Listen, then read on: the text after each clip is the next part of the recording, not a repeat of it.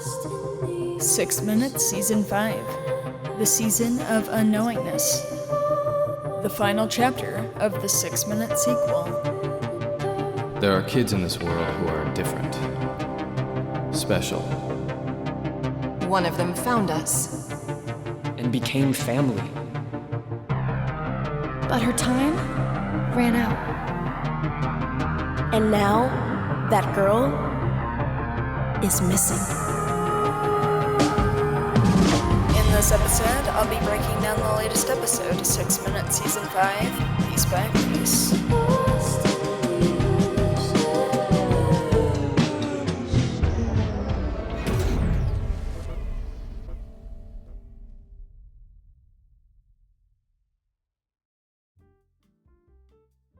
Hello, Review Pop listeners.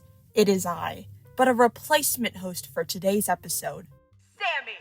And on today's episode, we will be discussing Episode 3, 6 Minutes Season 5, A World Without High School Lab Partners. However, before we take a deep dive into the episode, here's a personal message from Landon to you guys. Hey guys, as you can tell, I've kind of lost my voice. It's pretty bad, but I'll be back next week. There is no we, Jude.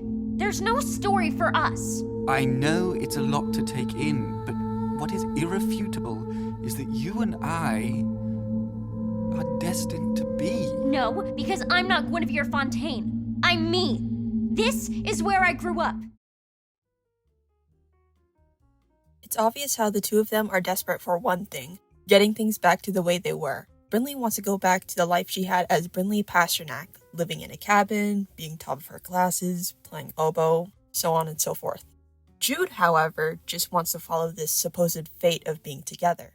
He doesn't seem to actually realize that Brynleigh isn't the same as the Guinevere Fontaine that he was destined to meet. They've clearly had different experiences that make up who they are as a person. There's a world out there with no robots or mutants overshadowing everything you do. You'll never be lonely. You'll never be out of place. You can simply let yourself shine. Again, as I mentioned before, Jude is desperate to make the desired fate he's always dreamed of to become a reality. Jude is clearly so blinded by his own desires that he can't even take a chance to register that no matter how many times he tries to lure Brynleigh, manipulate Brynleigh, or take Brynleigh as his own, he can never reshape Brynleigh to be the Guinevere that he wants. While Jude does practically know everything about Brynleigh, her life, her hobbies, and her struggles, he doesn't know how much she's grateful to have the current life that Brynleigh has in this current timeline. Last night I had this dream that I could breathe underwater. Like a fish. I'd like to think that it was more of like a mermaid, but it was cool either way. So weird. Last night I dreamed I could fly. Look at that. We're halfway to a Justice League. There's so many recollections at this point where I'm starting to think, maybe they might just end up remembering everything, This clip in general just feels like it's missing something. But it's just so interesting to hear this alone, considering how we rarely get to see how Cyrus and Birdie's relationship is like without Holiday. I'd like to hear more of what it's like without Holiday, and I'm glad we're getting to hear some pieces of that in this season. Why isn't it working? Brynleigh, don't you see? Fate has already decided for you. It's time for us to go. What's happening to the river? Look at how the water responds.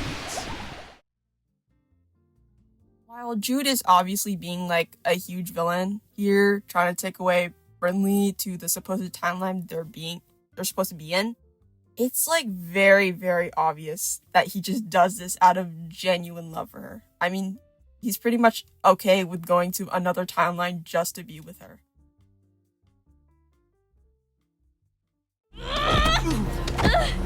Brynleigh! Stop it! No! We fall in now. We fall in together.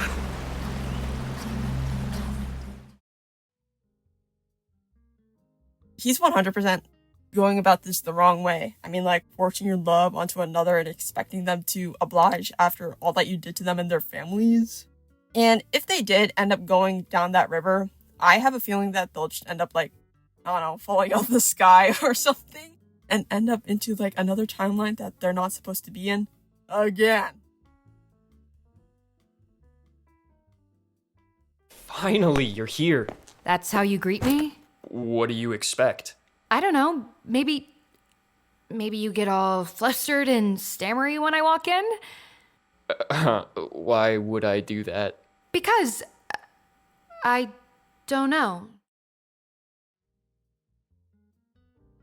This scene made me realize how much I've missed Cyrus x Casey, considering how without the existence of Holiday, a lot has changed.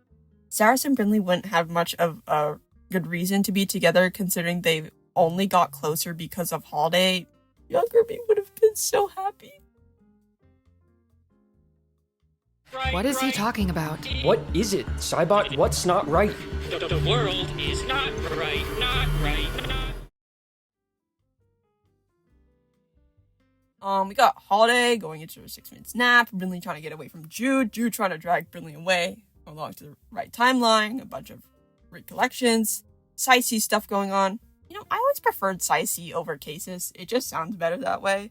I think we need a little bit more of Adam. Thank you very much. Peace, love, and elbows.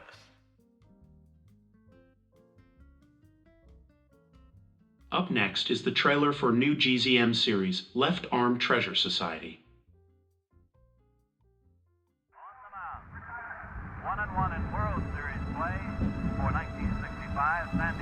October 1965. The Los Angeles Dodgers win the World Series. And in Chicago, 4 intrepid friends dub themselves the Left Arm Treasure Society to honor their hero, Sandy Koufax, nicknamed the Left Arm of God. Mikey, grab the box from the hidden compartment. You're bringing out the box? Hang on, let me start the recording. Together, the 4 of them, Abel, Mikey, my grandpa Sam, and his little sister, my great-aunt Sarah, amassed one of the greatest baseball card collections the world had ever seen. What's the emergency? Gentlemen, Sarah, my dad got a job back east. I'm leaving town. End of the week. What about the treasure? Are we gonna split up the collection? I'm not taking anything with me. The treasure stays with the society. So listen, I had this idea. Before I leave, we hide the collection and make it real hard to find. Like a reverse treasure hunt? Bingo. Except each of us designs our own piece of the puzzle, and we don't share it with anyone, not even each other. Which means? Means we can only find it when we're all together again. Now it's up to me and my friends to find my grandfather's lost treasure. But this isn't just a hunt for baseball cards. It's a mystery buried under 60 years of secrets.